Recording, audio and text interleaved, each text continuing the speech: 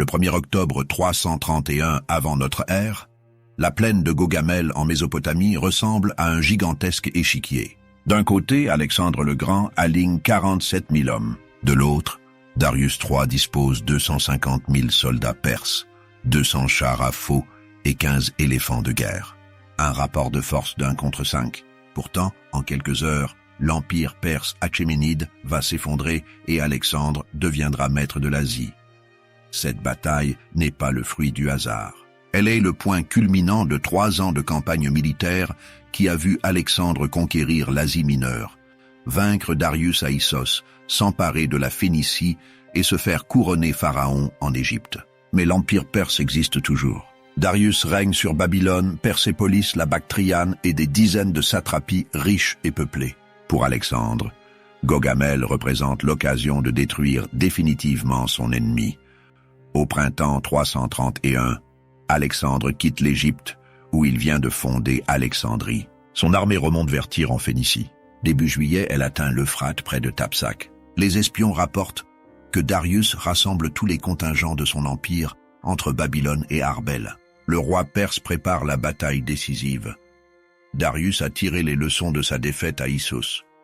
Le terrain montagneux l'avait empêché d'utiliser sa cavalerie et ses chars. Cette fois, il choisit personnellement le champ de bataille, la plaine de Gaugamel, à 70 km d'Arbel, près de l'actuel Mossoul. Un terrain plat, dégagé, parfait pour ses armes.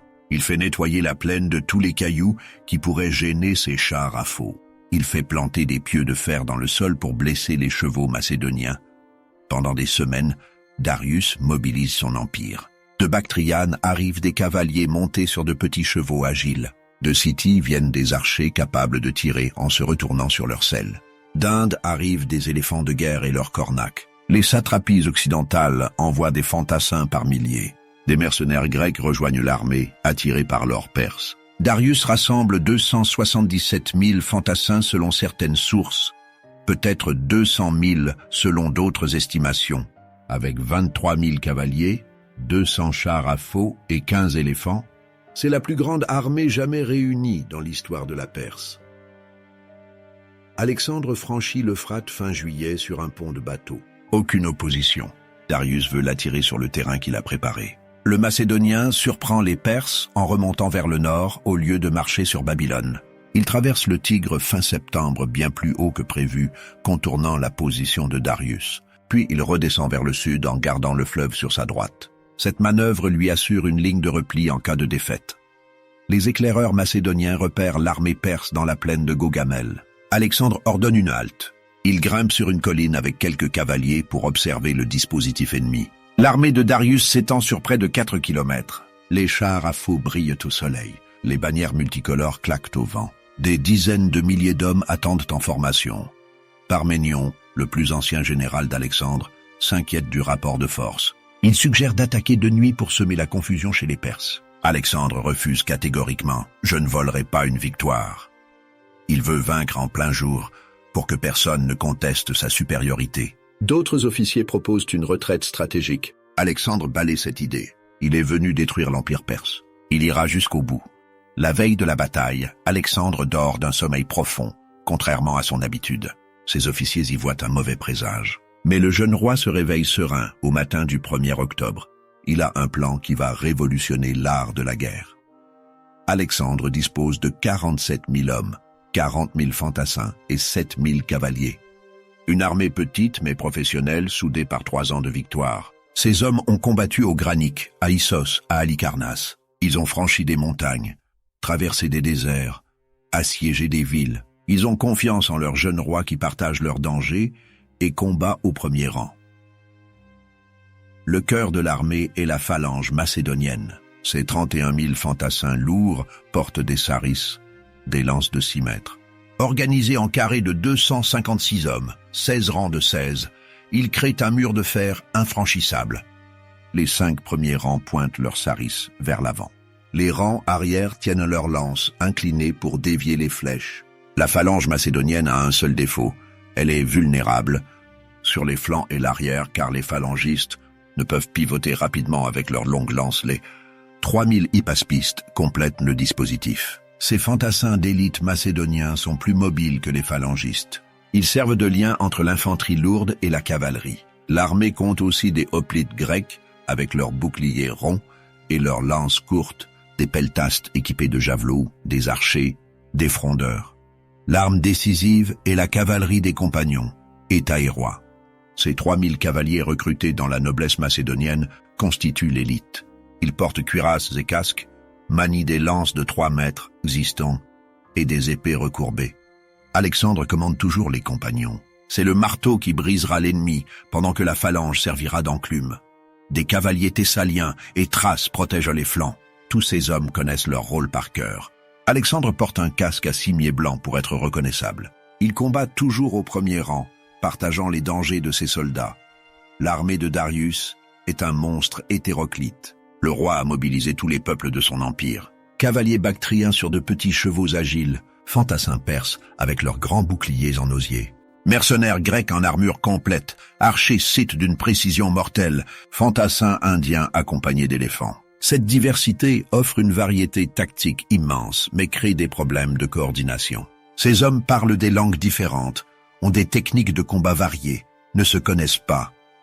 Les 200 chars à faux représentent l'arme secrète. Ces engins tirés par 4 chevaux portent de longues lames acérées fixées aux essieux. Ils sont conçus pour foncer dans les rangs ennemis et semer la terreur, brisant les formations. Darius a fait préparer le terrain spécialement pour eux. Le roi perse se tient au centre de son dispositif sur un char lourd, entouré de sa garde personnelle. Contrairement à Alexandre qui combat au premier rang, Darius dirige depuis l'arrière. C'est conforme à la tradition perse, mais cela créera un problème majeur. Quand la bataille tournera mal, Alexandre ne peut utiliser sa tactique habituelle du marteau et de l'enclume, qui consiste à envelopper les flancs ennemis. L'armée perse est trop large, le rapport de force trop déséquilibré. Il doit innover. Il adopte une formation en échelon jamais vue auparavant. Au lieu d'aligner ses troupes sur un front continu, il les positionne décalées les unes par rapport aux autres, créant une formation en diagonale. Cette disposition lui permet d'occuper un maximum de terrain, de se déplacer latéralement rapidement et de créer des espaces entre ses unités. Au centre, il place ses phalanges en carré, avec les soldats les plus expérimentés au premier rang. Sur le flanc gauche, Parménion commande les hoplites, les peltastes, la cavalerie thessalienne et Thrace. Leur mission: tenir coûte que coûte, résister aux assauts perses, fixer une partie de l'armée ennemie. Sur le flanc droit, Alexandre se place à la tête des compagnons avec les hypaspistes devant eux. Derrière la cavalerie, il cache des frondeurs et des archers d'élite, les agrianes. Derrière le dispositif principal, il crée une seconde ligne défensive avec des unités de réserve capables de se retourner et de combattre dans toutes les directions. Alexandre parcourt les rangs avant la bataille. Il s'adresse aux Macédoniens en les appelant par leur nom, rappelant leurs exploits. Aux Grecs, il parle de vengeance contre les invasions perses. À tous, il promet gloire et richesse. Son calme impressionne les vétérans. Si leur jeune roi est serein face à une armée 5 fois supérieure, la victoire est possible. Darius dispose ses troupes sur un front immense. Au centre, il masse son infanterie lourde, incluant ses mercenaires grecs et sa garde. Sur les ailes, sa cavalerie avec ordre de contourner les flancs macédoniens et de les encercler. Les chars à faux sont au premier rang. Son plan est simple, écraser l'ennemi par le nombre, le submerger de tous les côtés.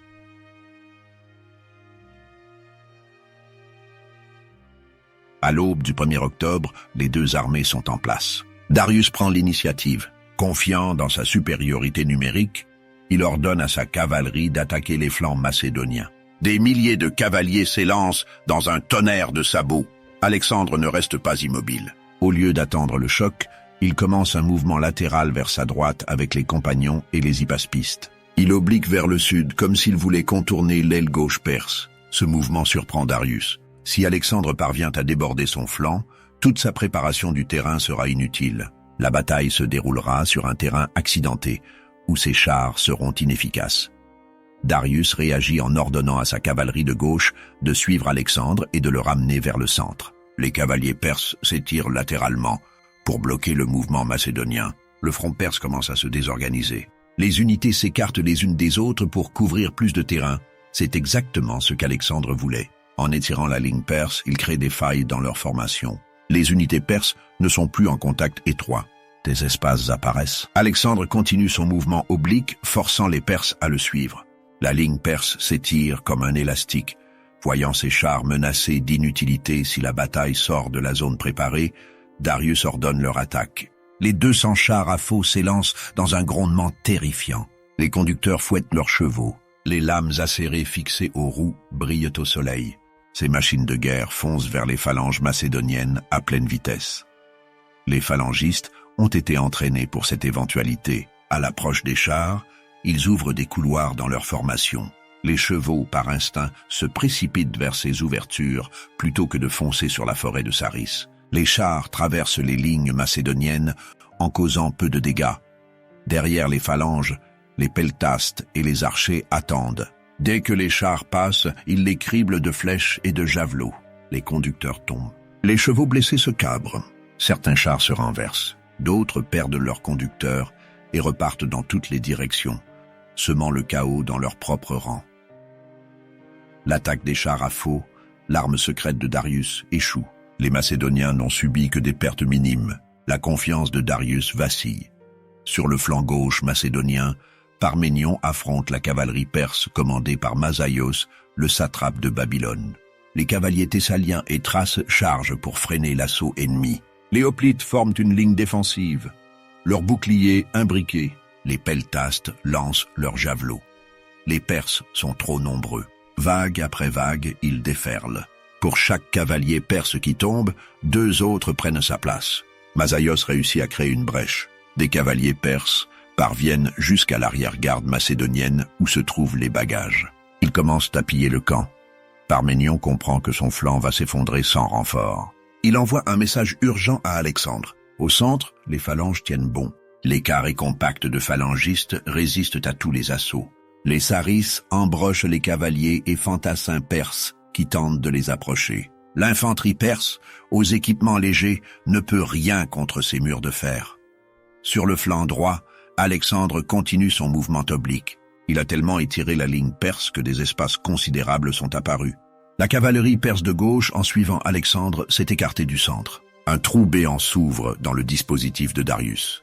C'est le moment qu'Alexandre attendait. Soudain, au lieu de continuer vers la droite, il fait pivoter ses compagnons et charge droit vers ce trou. La cavalerie macédonienne fonce à pleine vitesse. Alexandre est en tête, reconnaissable à son casque blanc et son armure rutilante. Les compagnons le suivent en formation serrée, leurs lances pointées. Les frondeurs et archers agrianes surgissent et prennent à partie la cavalerie perse qui tentait de poursuivre Alexandre. Pris par surprise, les cavaliers perses sont bloqués, criblés de projectiles. Ils ne peuvent ni continuer vers Alexandre, ni revenir protéger leur centre. Alexandre et les compagnons s'engouffrent dans la brèche. Ils déferlent sur le flanc du centre perse. Les fantassins perses, attaqués latéralement, n'ont pas le temps de réagir. La charge macédonienne est dévastatrice. Les lances traversent les armures légères. Les chevaux piétinent les fantassins. La cavalerie d'élite macédonienne enfonce le dispositif perse comme un coin dans du bois. Derrière Alexandre, les hypaspistes et une partie des phalanges avancent pour élargir la brèche. Ils massacrent les Perses désorganisés. Le dispositif perse se disloque. Les unités perdent contact. La confusion règne. Alexandre fonce vers le centre où se trouve Darius. S'il tue le roi perse, la bataille est gagnée. Les gardes perses, l'élite de l'élite, forment un mur protecteur. Ce sont des immortels prêts à mourir pour leur roi. Alexandre et les compagnons se heurtent à cette muraille humaine. Le combat devient féroce. Les lances se brisent. On dégaine les épées. Le sang gicle. Alexandre se bat comme un démon. Il tue personnellement plusieurs gardes perses. Ses compagnons forment un cercle protecteur autour de lui tout en continuant à avancer. Ils ne sont plus qu'à quelques dizaines de mètres de Darius. Le roi perse voit la cavalerie macédonienne se frayer un chemin sanglant vers lui. Il voit son centre se désintégrer. Il voit ses gardes tomber. Il voit Alexandre qui fonce droit sur lui, invincible, inéluctable. La panique le saisit. Son plan s'effondre. Son armée immense ne peut rien contre le génie tactique du Macédonien. Darius ordonne la retraite. Son char fait demi-tour et s'élance vers l'arrière. Le roi des rois fuit le champ de bataille. Pour la 3e fois face à Alexandre, Darius abandonne ses hommes. La fuite de Darius provoque un effet domino catastrophique. Les gardes qui le protégeaient voient leur roi partir. Certains le suivent, d'autres continuent à combattre, incrédules. Mais le mot se répand comme une traînée de poudre. Le roi s'enfuit. La panique s'empare des troupes. Les unités qui combattaient encore se désagrègent. Les soldats jettent leurs armes et fuient. Mais Alexandre ne peut savourer sa victoire. Le message de Parménion arrive, le flanc gauche est en danger mortel. Des cavaliers perses ont atteint le camp et pillent les bagages. Si le flanc gauche s'effondre, toute l'armée sera prise à revers. Alexandre prend une décision difficile. Il est à portée de Darius. Il pourrait le poursuivre et le tuer, mais cela condamnerait son flanc gauche. Il choisit de sauver ses hommes. Il fait pivoter les compagnons et fonce vers le flanc gauche. Ce choix témoigne du génie d'Alexandre. Un général moins talentueux aurait continué sa poursuite pour la gloire personnelle, au risque de perdre la bataille. Alexandre comprend que le plus important est de gagner, pas de tuer Darius. La cavalerie macédonienne arrive sur le flanc gauche au moment critique. Parménion et ses hommes sont épuisés. Ils combattent depuis des heures contre un ennemi supérieur. L'arrivée d'Alexandre change tout. Les compagnons chargent dans le flanc des cavaliers perses. Pris par surprise, assaillis par des guerriers frais, les Perses vacillent. La vision d'Alexandre et de son cimier blanc rallume l'ardeur des Macédoniens. Parménion ordonne une contre-attaque. Les Thessaliens et les Thraces reforment leurs rangs et chargent. Les Hoplites avancent. Les Perses, démoralisés par la fuite de Darius, ne résistent pas. Ils se débandent. Masaïos réalise que la bataille est perdue. Plutôt que de mourir inutilement, il ordonne une retraite stratégique. Ses cavaliers se désengagent et s'éloignent en bon ordre. Sur toute la ligne, l'armée perse s'effondre. Ce qui était une armée organisée devient une foule paniquée. Les soldats jettent leurs armes, leurs armures, tout ce qui peut les ralentir. Ils fuient vers l'est. Les Macédoniens se lancent à leur poursuite. C'est un massacre. Des dizaines de milliers de Perses sont tués dans leur fuite. Alexandre reprend la poursuite de Darius avec un détachement de cavalerie d'élite. Il parcourt plus de 120 kilomètres dans la nuit, chevauchant sans repos. Mais Darius a une avance suffisante. Les meilleurs chevaux perses le transportent loin du champ de bataille. Alexandre doit abandonner la chasse à l'aube. Darius a réussi à s'échapper une fois de plus.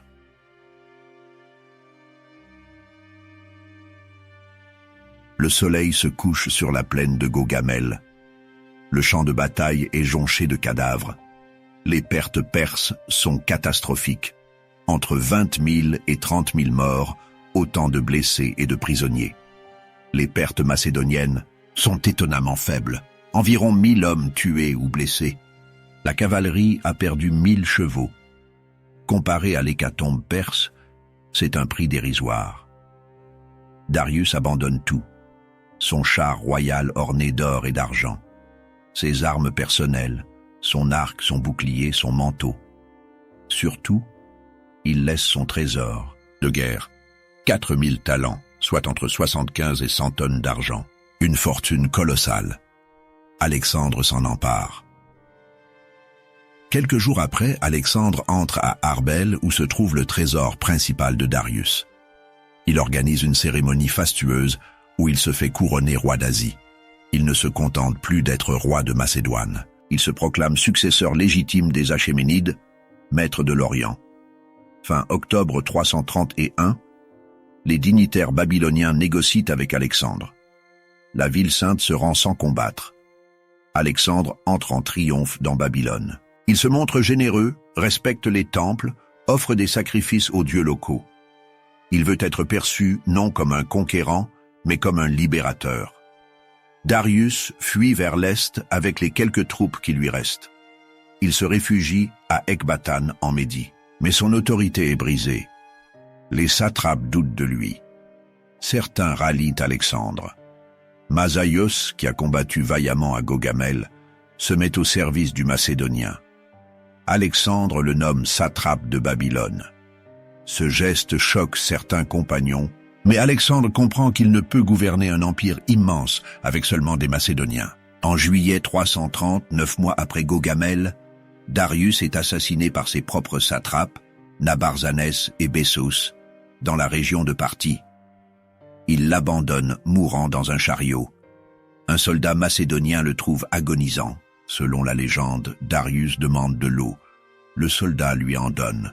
Les dernières paroles du roi des rois sont pour remercier ce simple soldat ennemi. Quand Alexandre apprend la mort de Darius, il fait organiser des funérailles royales à Persépolis. Il rend tous les honneurs dus à un roi. Bessos, qui s'est auto-proclamé roi sous le nom d'Artaxerxès V, sera traqué et capturé. Alexandre le livre aux proches de Darius qui le torturent à mort pour son crime de régicide. Le message est clair. Alexandre se considère comme le successeur légitime de Darius, et ceux qui ont tué le dernier roi Achéménide sont des traîtres. La bataille de Gaugamel marque un tournant dans l'histoire mondiale. Elle met fin à l'empire perse achéménide après plus de 2 siècles d'existence. L'empire fondé par Cyrus le Grand en 550 avant notre ère, qui s'étendait de l'Égypte à l'Inde, disparaît. À sa place, naît un nouvel ordre mondial dominé par la Macédoine et la culture grecque. Pour Alexandre, Gaugamel est la consécration. À 25 ans, il devient maître du monde connu.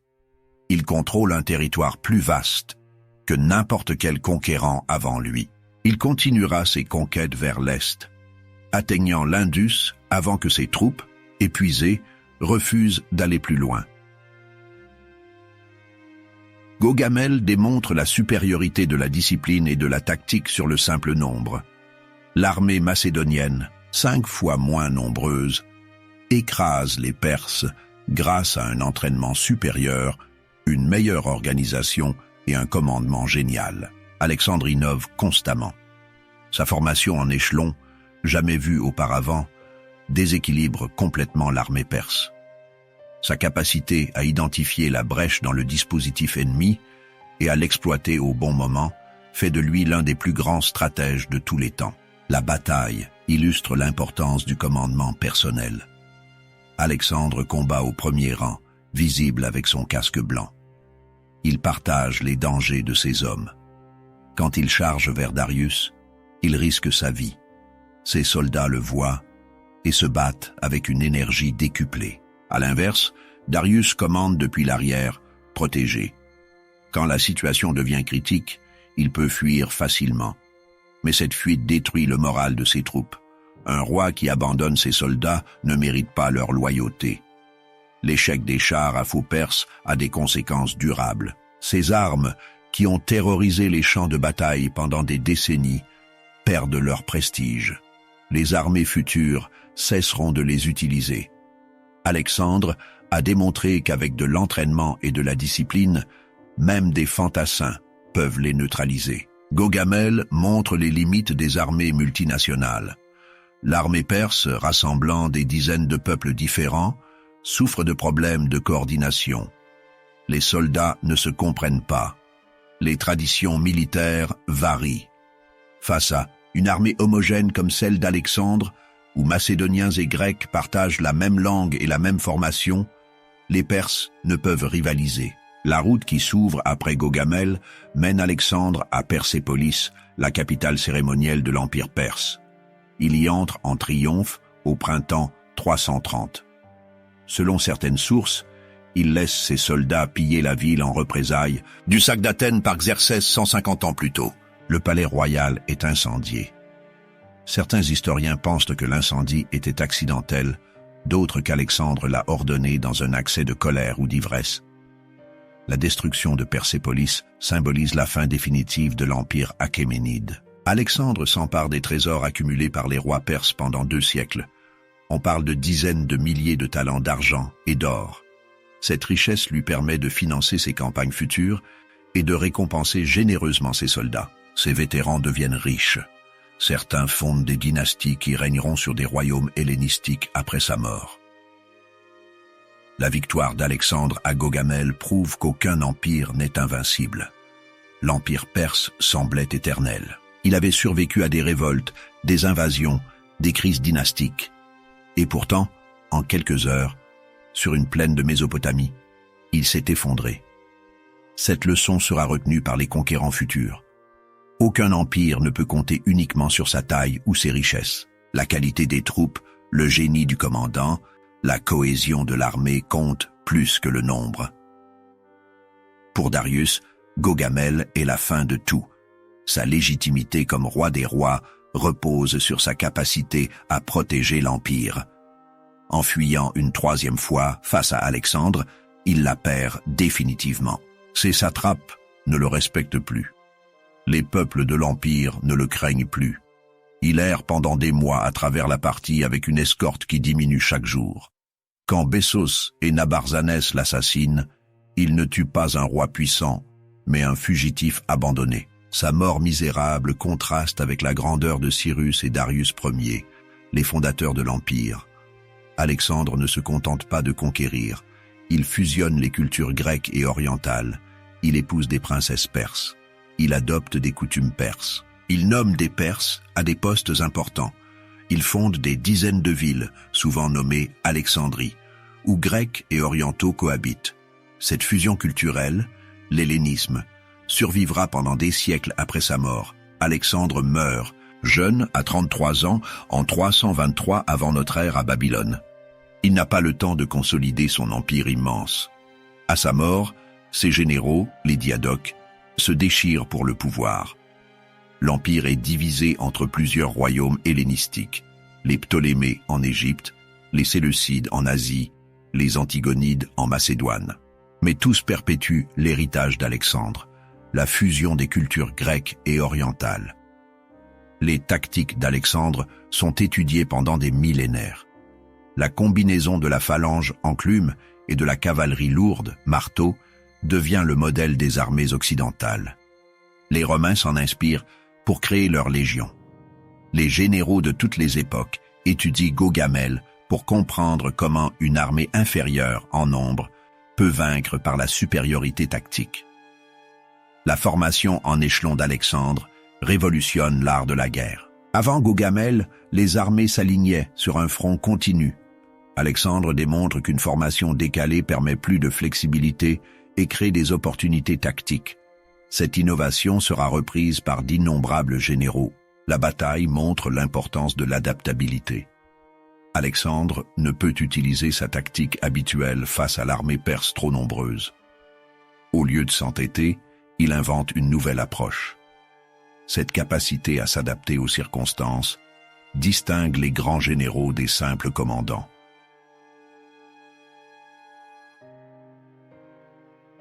Gaugamel illustre aussi l'importance de l'entraînement. Les phalangistes macédoniens neutralisent les chars à faux parce qu'ils ont été entraînés spécifiquement pour cette menace. Quand les chars attaquent, ils savent exactement quoi faire. Ils ouvrent des couloirs, laissent passer les engins, puis les peltastes les détruisent. Cette coordination précise n'est possible qu'avec des mois d'entraînement. La bataille démontre que le moral est aussi important que la force physique. Les Macédoniens, 5 fois moins nombreux, ne paniquent jamais. Ils gardent leur cohésion sous la pression. À l'inverse, l'armée perse s'effondre psychologiquement dès que Darius fuit. Le moral d'une armée dépend de la confiance en son chef. Des siècles après Gaugamel, les généraux continuent à s'inspirer d'Alexandre. Hannibal étudie ses tactiques avant d'écraser les Romains à Cannes en 216 avant notre ère. Il utilise une variation de la tactique du marteau et de l'enclume, enveloppant l'armée romaine plus nombreuse. César médite sur les campagnes d'Alexandre avant de conquérir la Gaule. Il comprend que la rapidité d'action et l'audace peuvent compenser l'infériorité numérique. Napoléon se considère comme l'héritier spirituel d'Alexandre. Il étudie chaque bataille du Macédonien. À Austerlitz, en 1805, il utilise une tactique similaire à Gaugamel. Il attire l'ennemi sur un terrain de son choix, étire ses lignes, puis frappe au centre avec sa réserve. La victoire d'Austerlitz ressemble à celle de Gaugamel. Une armée inférieure en nombre écrase une coalition plus puissante grâce au génie tactique. Les académies militaires modernes enseignent toujours Gaugamel. La bataille illustre des principes intemporels, l'importance de la reconnaissance du terrain, la nécessité de conserver des réserves, la valeur de la surprise tactique, le rôle crucial du commandement personnel. Ces principes s'appliquent aux batailles médiévales comme aux guerres modernes. Gaugamel s'inspire aussi la littérature et l'art. Des peintres comme Charles Lebrun et Jean Bruegel l'Ancien immortalisent la bataille sur toile. Des romanciers en font le sujet d'épopées. Des historiens écrivent des dizaines de livres analysant chaque aspect de l'affrontement. La bataille devient un symbole. David contre Goliath, l'intelligence contre la force brute. L'Occident contre l'Orient. Le film Alexandre d'Oliver Stone en 2004 reconstitue la bataille avec des milliers de figurants et des effets spéciaux. Bien que le film prenne des libertés historiques, il introduit Gaugamel à une nouvelle génération. Des millions de personnes découvrent comment un jeune roi macédonien de 25 ans a détruit le plus grand empire du monde antique. Au-delà de l'aspect militaire, Gaugamel a des implications politiques profondes. La victoire d'Alexandre bouleverse l'ordre établi depuis 2 siècles. Les Grecs, qui ont longtemps vécu sous la menace perse, deviennent les maîtres de l'Asie.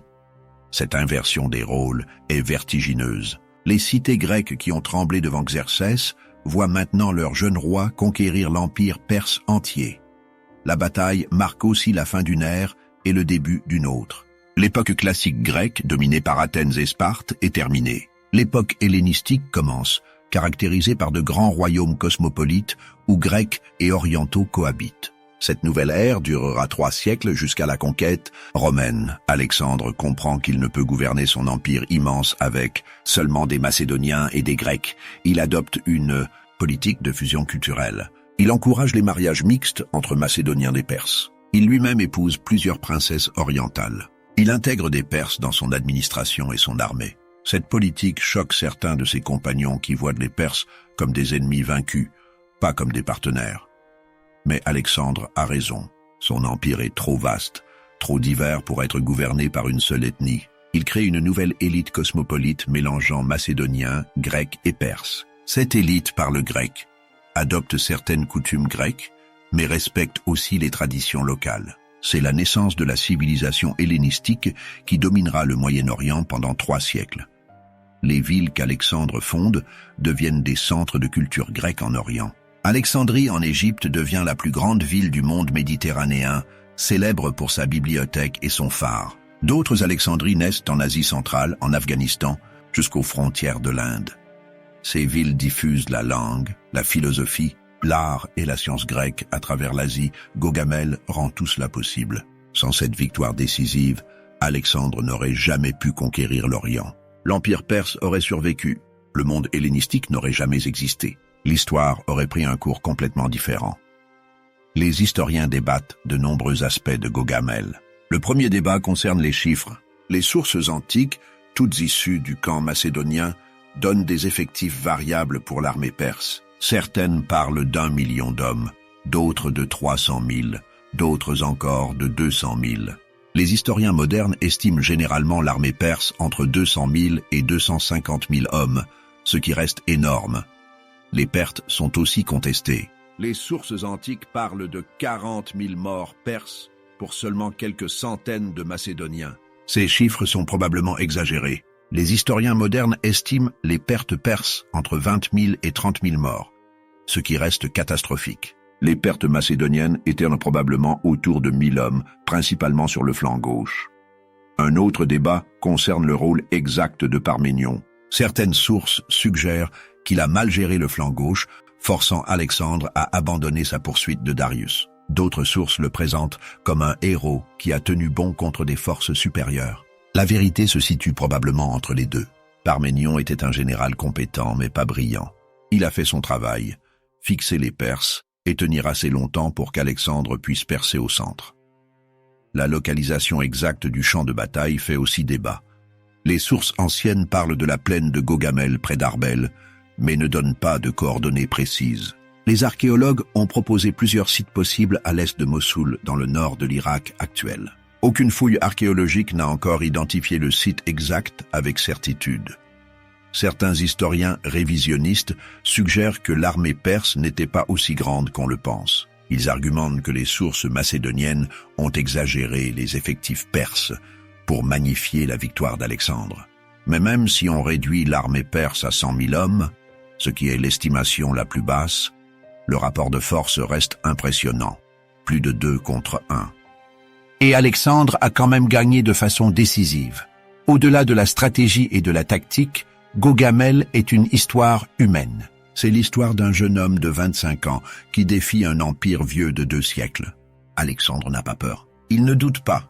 Il sait qu'il va gagner. Cette confiance absolue se transmet à ses hommes. Quand leurs officiers leur disent qu'ils vont affronter une armée 5 fois plus nombreuse, ils ne paniquent pas. Leur roi a toujours gagné. Pourquoi cette fois serait-elle différente? C'est aussi l'histoire de Darius, un roi tragique. Il n'est pas un lâche. Il a combattu courageusement dans sa jeunesse, tuant un champion cadusien en combat singulier. Mais face à Alexandre, il est dépassé. Il prépare minutieusement la bataille, choisit le terrain, rassemble une armée immense. Et malgré tout, il perd. Quand il voit Alexandre foncer vers lui à travers ses gardes, il comprend qu'il va mourir s'il reste. Alors il fuit. Ce choix le hante jusqu'à sa mort misérable 9 mois plus tard. C'est l'histoire de dizaines de milliers de soldats perses qui meurent dans une bataille qu'ils n'ont pas choisie. Beaucoup sont des conscrits arrachés à leur village. Ils ne comprennent pas pourquoi ils doivent mourir dans une plaine de Mésopotamie pour la gloire d'un roi lointain. Quand le roi fuit, ils fuient aussi. Ils veulent juste rentrer chez eux, mais les cavaliers macédoniens les rattrapent et les tuent. C'est l'histoire des compagnons d'Alexandre, ces nobles macédoniens qui chargent avec leur roi. Ils savent que beaucoup d'entre eux ne survivront pas, mais ils chargent quand même parce que leur honneur l'exige. Certains meurent, percés par des lances perses. D'autres survivent et deviennent des légendes. Après la mort d'Alexandre, il se déchire pour son héritage, fondant des dynasties qui régneront pendant des générations.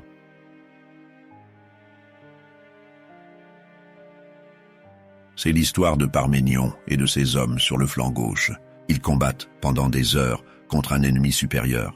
Ils voient leurs camarades tomber. Ils entendent que leur camp est pillé. Mais ils ne rompent pas. Ils tiennent parce qu'ils savent qu'Alexandre compte sur eux. Quand le roi arrive enfin avec les compagnons, ils ressentent un soulagement immense. Ils ont fait leur devoir.